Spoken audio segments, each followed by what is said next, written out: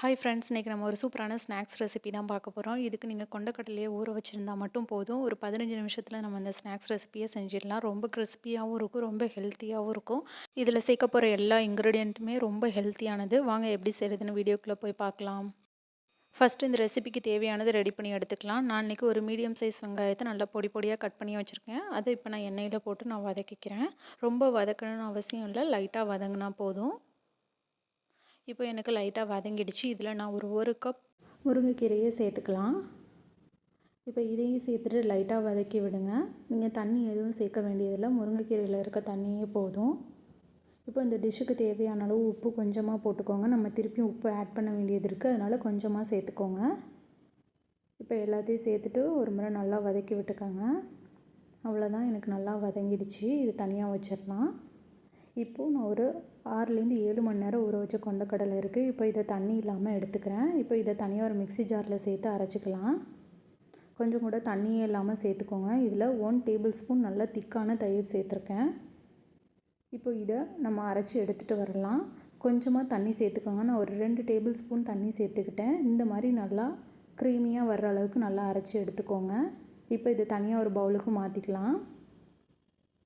ரொம்ப தண்ணி சேர்த்துறாதீங்க, கொஞ்சமாக தண்ணி சேர்த்துக்கோங்க. இப்போது நம்ம வதக்கி வச்சுருக்க அந்த முருங்கைக்கீரையை சேர்த்துக்கலாம். 1 டேபிள் ஸ்பூன் மிளகு சேர்த்துக்கோங்க. இந்த டிஷ்ஷுக்கு தேவையான அளவு உப்பு போட்டுக்கோங்க. இல்லை 1 டேபிள் ஸ்பூன் நான் அரிசி மாவு சேர்த்துருக்கேன். உங்கள்கிட்ட அரிசி மாவு இல்லைன்னா கடலை மாவு கூட சேர்த்துக்கோங்க. இப்போ எல்லாத்தையும் ஒரு முறை நல்லா மிக்ஸ் பண்ணி விட்டுக்கோங்க. எல்லாம் நல்லா மிக்ஸ் ஆகுற மாதிரி மிக்ஸ் பண்ணி விட்டுக்கோங்க. நீங்கள் கொண்டக்கடலையை அரைக்கும் போது தண்ணி மட்டும் ரொம்ப சேர்த்துறாதீங்க, கொஞ்சமாக சேர்த்து அரைச்சி எடுத்துக்கோங்க. இப்போ இந்த மாதிரி உருட்டி வடை சைஸ் தட்டினோம்னா அந்த மாதிரி வரணும், நமக்கு அந்தளவுக்கு இருக்கணும் மாவோட பக்குவம். இப்போ நம்ம தேவையான அளவு எண்ணெய் ஊற்றி வடையாக சுட்டு எடுத்துக்கலாம்.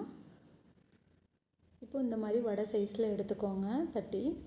இப்போ இதை நான் எண்ணெயில் போட போகிறேன். இந்த மாதிரி செஞ்சு கொடுக்கும்போது ரொம்பவே ஹெல்த்தியாக இருக்கும். நம்ம சேர்த்துருக்க கொண்டக்கடலையும் ரொம்ப ஹெல்த்தியானது, முருங்கைக்கீரையும் ரொம்ப ஹெல்த்தியானது. இந்த மாதிரி செஞ்சு கொடுங்க, கண்டிப்பாக நம்ம வீட்டில் இருக்க எல்லாருமே விரும்பி சாப்பிடுவாங்க, யாரும் வேண்டான்னு சொல்ல மாட்டாங்க. நம்ம இதை கொண்டக்கடலையில் தான் செஞ்சோன்றது தெரியாது, அந்தளவுக்கு ரொம்பவே ஹெல்த்தியாக இருக்கும், ரொம்பவும் டேஸ்ட்டாக இருக்கும், நல்ல கிறிஸ்பியாக இருக்கும். உங்கள்கிட்ட அரிசி மாவு இல்லைன்னா கடலை மாவு சேர்த்துக்கோங்க. கடலை மாவும் இல்லைனாக்கா உடச்சக்கடலை மாவு இருந்தால் சேர்த்துக்கோங்க. இப்போது அடியில் நல்லா ப்ரௌன் ஆகிடுச்சு. இப்போ நான் திருப்பி போட்டுக்கிட்டேன் எல்லாத்தையும். இந்த மாதிரி செய்யும்போது வீட்டில் இருக்க கிட்ஸ் எல்லாம் நல்லா விரும்பி சாப்பிடுவாங்க. நல்லா தேங்காய் சட்னியோடு கொடுத்தீங்கன்னாக்கா நல்லா இருக்கும். எல்லாத்தையும் அப்பப்போ திருப்பி போட்டுக்கோங்க. எண்ணெய் நல்லா சூடானதுக்கப்புறம் போடுங்க, அப்போ தான் உங்களுக்கு அந்த அடி பிடிக்காமல் ஒட்டாமல் நல்லா வரும் விரும்பி.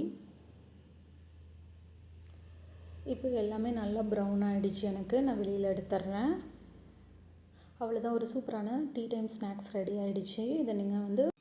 இதை நீங்கள் ஒரு தேங்காய் சட்னியோடு சர்வ் பண்ணிங்கன்னா ரொம்பவே நல்லாயிருக்கும். எல்லோரும் விரும்பி சாப்பிடுவாங்க. நீங்களும் ட்ரை பண்ணி பாருங்கள். ட்ரை பண்ணி பார்த்துட்டு உங்களோட கமெண்ட்ஸை சொல்லுங்கள்.